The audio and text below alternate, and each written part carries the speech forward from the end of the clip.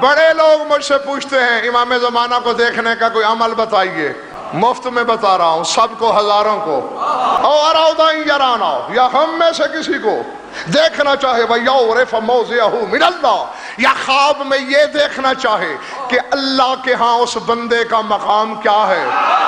یہ تین باتیں، اللہ سے حاجت، ہماری زیارت یا شادباش، یا اپنا مقام دیکھنا چاہے تو کرے کیا؟